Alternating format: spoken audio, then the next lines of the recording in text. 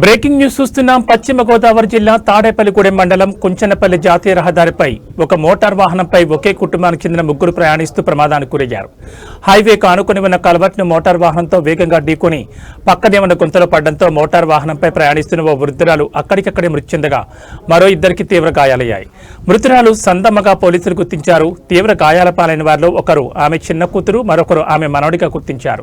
మృతురాలు సందమ్మకు ముగ్గురు కుమార్తెలు కాగా తణుకులో ఉన్న పెద్ద కుమార్తె వద్ద నుంచి వస్తూ పెన్షన్ తీసుకుని చిన్న కుమార్తె మనవడితో కలిసి తాడేపల్లిగూడెం వస్తూ ప్రమాదానికి గురయ్యారు. క్షతగాత్రులను 108 అంబులెన్స్ లో తాడేపల్లిగూడెం ప్రభుత్వ ఆసుపత్రికి తరలించారు. మరో 5 నిమిషాల్లోపే కుంచనపల్లిలోని తన కుమార్తె ఇంటికి చేరుకునే ముందే ఈ ప్రమాదం సంభవించడంతో కుటుంబ సభ్యులు జీర్ణించుకోలేకపోతున్నారు. ఈ కథనం మీకు రచ్చా మీడియా ఎక్స్క్లూజివ్ గా అందిస్తోంది.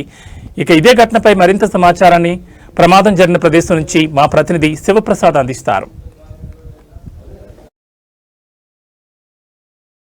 పశ్చిమ గోదావరి జిల్లా తాడేపల్లిగూడెంలోని NH216A పరిధిలోని కుంచెనపల్లి గ్రామం వద్ద ఉన్నాం. అయితే కుంచెనపల్లి గ్రామంలో అయితే ఒక విషాద సంఘటన జరిగింది. ఒక మోటార్ సైకిల్ పైన ముగ్గురు వస్తూ ఉండగా జరిగిన ప్రమాదంలో ఒక వృద్ధురాలు మృతి చెందడం అయితే జరిగింది.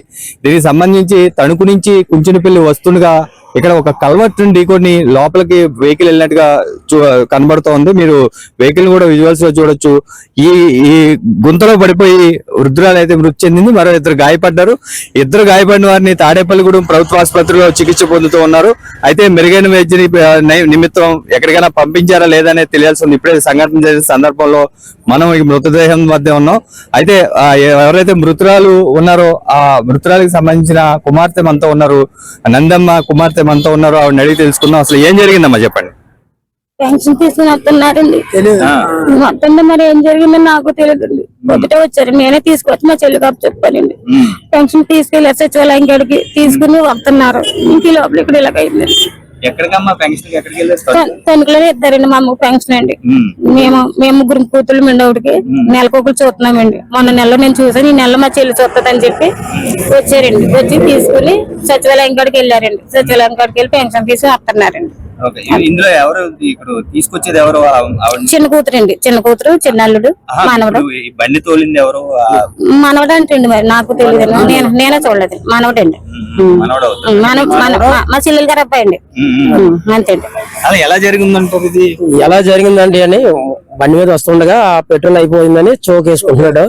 చోకేసి ఉండగా అనుకోకుండా బండి స్కిప్ అయ్యి ఆ బోర్డు కానించి డైరెక్ట్ ఇలాగ వచ్చి దీంట్లోకి వచ్చేసాడండి. దీంట్లోకి వచ్చేసినాడికి ఏంటంటే ముసలావిడి అతటిగా స్పాట్ లో చనిపోయిందండి. ఆవిడకేమో దెబ్బలు తగిలినాయి. ఆ కుర్రాడికేమో మాటలేదు. కొడుకు తోలుతున్నాడండి. అమ్మమ్మను మధ్యలో ఎక్కించుకున్నాడు, తల్లిని వెనకాల ఎక్కించుకున్నాడు.